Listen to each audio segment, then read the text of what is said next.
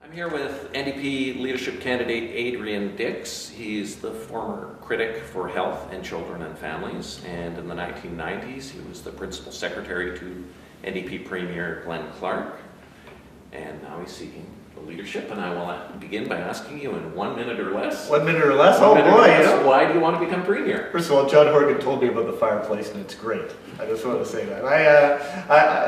I'm in the NDP, and I'm running for the leader of the NDP because I believe in equality.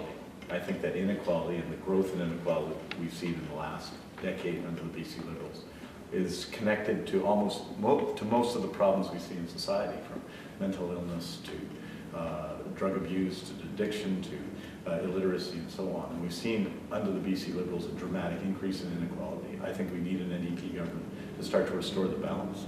We've also had a Liberal government that's failed us on the economy, and these are key central issues in the political debate.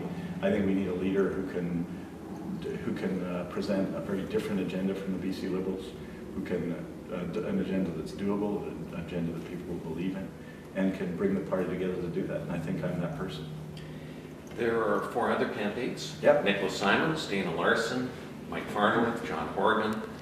What can you offer that your competitors can't to the people of BC? Well, I think my record since I became an MLA is about getting results. As children and families critic, I worked hard in a very respectful way. We had a lot of debates with Stan Hagen, the late Stan Hagen, who was the minister. It was very respectful, but it was a very serious debate. We put the pressure on. We raised issues in over 8 months, really. We forced the government to reinstate an independent children's representative, which they had refused to do, and that was a huge success. I think Mary Ellen Turpel-Lafrance done an outstanding job, and you see the difference that she makes in the system. And we forced them to restore funding to the ministry. As health critic, I've been involved in many campaigns that have brought lots of wide group of people together. To the campaign to bring insulin pump coverage for children, for example, is one of those campaigns. As a local MLA, I brought people together to fight school closures and to improve transit safety. So I think if you look at my record as an MLA, it's about bringing people together, it's about achieving results, and I don't think there is any MLA in the legislature, certainly on the opposition side, who's been able to achieve as much as an opposition MLA. And as Premier, I think I do the same thing. Build broad coalitions to bring people together and achieve results, and that's what matters in politics.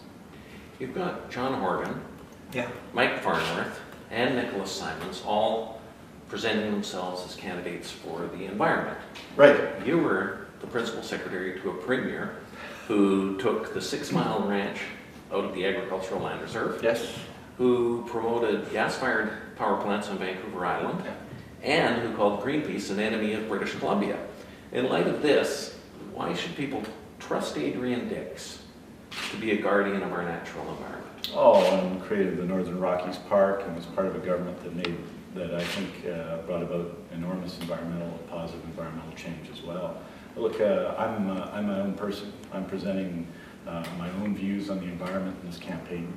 I've talked, and I think I'm the candidate on the carbon tax, for example. I've said that the carbon tax should go to environmental initiatives, principally transit in the Lower Mainland. And not only have I said that, but as you know, the carbon tax money has gone to corporate tax cuts, principally, overwhelmingly. In fact, the majority of the carbon tax money has already been spent in corporate tax cuts. You want to spend it, you can't spend it twice. You have to rescind some of those corporate tax cuts that were subsidized by the carbon tax, and I've said I'll do that. So I think my environmental platform is strong. I'm campaigning on the issue. I'm not conceding any votes on the issue. And for John Horgan, who also worked for the Glenn Clark government, and Mike Farnworth, who was a cabinet minister in the Glenn Clark government, we all have to, I think, demonstrate where we stand on that issue. It's an important issue. More important than that, it's a contrast between myself and Christy Clark.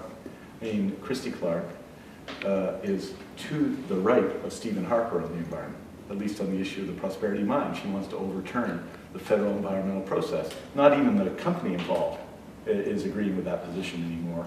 That's how far out she's at. She wants to bring tankers down the coast. So the difference between the NDP and the Liberals on the environment has never been greater. I think the NDP record in the 1990s was outstanding on the environment. I think that's generally acknowledged. Real successes in terms of the creation of parks and the improvement in environmental standards, an environmental assessment process that worked much better than the present. But I'm not running on the 1990s. I'm running on the next decade, and I think there's a lot we can do on the environment now to make things better. One of the big environmental issues in the minds of some people is run-of-river Yeah, power that's right. projects and the diversions. Mike Farnworth has said he'll review and possibly cancel existing contracts with independent power producers. Would you be prepared to cancel contracts with independent power producers? Well, I think we have to review the contracts. I mean, it in part depends on whether the projects have been built now, built already or not. But look, we got to review all the contracts to ensure they're in the public interest. I agree with that. And then we have to act in the public interest at that point. And that includes assessing the consequences to the environment, also assessing the consequences to the public purse of breaking signed contracts.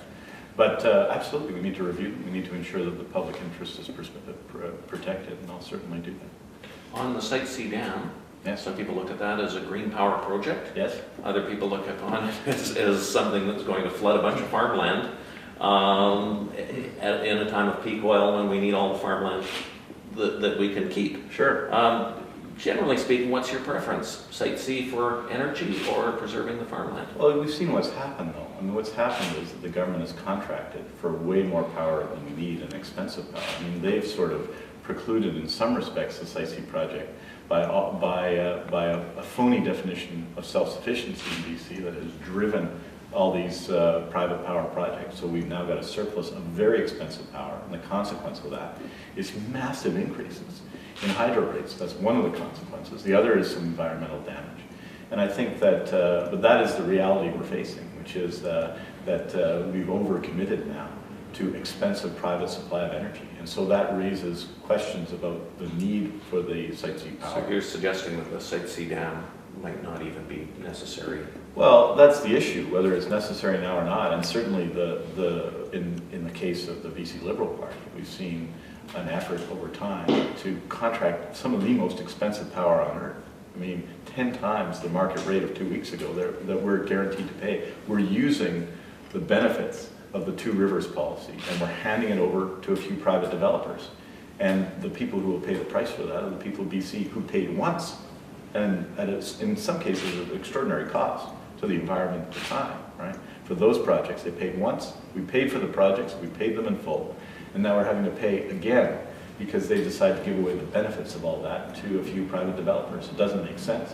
And the whole way in which self-sufficiency has been designed, the reason why they contracted for all this power, they've excluded from consideration a whole series of things. For example, the downstream benefits. We can take them at any time if we wanted, at Blaine, if we wanted to take the downstream benefit power. And they've excluded that from consideration when they talk of self-sufficiency. Why? Because they wanted to contract for more power that's very expensive and that will shift the value, the benefit of existing dams over to private contractors and away from the public interest. Many people see you as one of the hardest working MLAs in the legislature, also one of the more intelligent MLAs, yet... I agree with all of that. Yet, there's always a but. Yes. Oh no, not a but. You haven't attracted a massive amount of support from caucus. And this is a question on my mind, in my mind.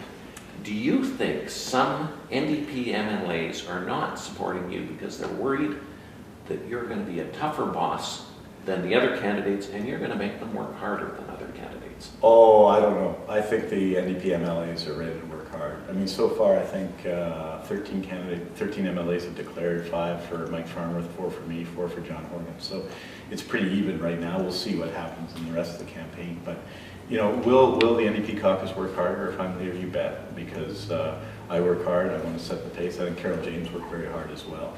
I'll absolutely be demanding accountability of MLAs when they take on projects, and I'll expect them to hold me accountable. And I think that's the way successful operations are organized generally, you know.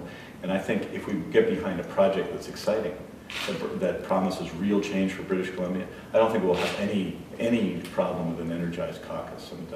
And I've worked very, very closely with my caucus colleagues over the last 5 years on many successful projects. And I'd expect to do so in the future. Will I be a tough boss? I think I'll be an accountable boss, and that's what people are looking for.